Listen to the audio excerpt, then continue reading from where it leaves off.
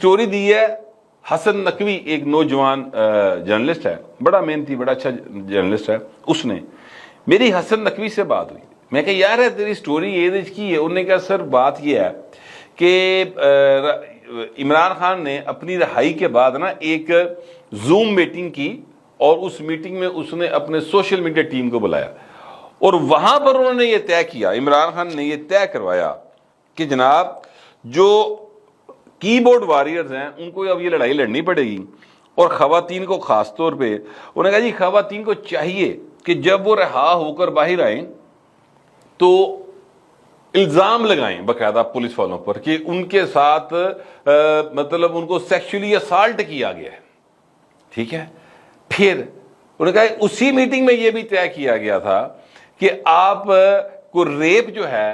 باقاعدہ پولیس کی یا ایجنسیز کے روپ میں ایک ریپ بھی سٹیج کیا جائے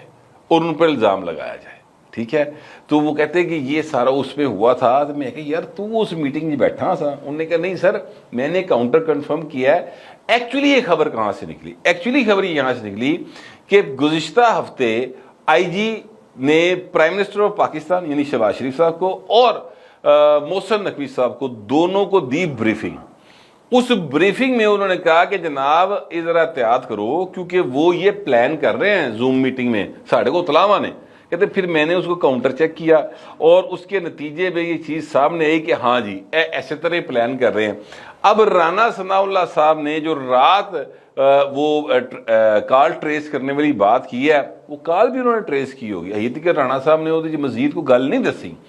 لیکن میں آپ سے عرض کروں کہ یہ وہ چیز ہے جو عمران خان کے نا اب گلے پڑ گئی ہے۔ سویرے عمران خان نے ایک ٹویٹ کیا اور اس ٹویٹ میں انہوں نے کہا کہ جناب رانا ثناء اللہ بڑا مستند قسم کا مجرم ہے،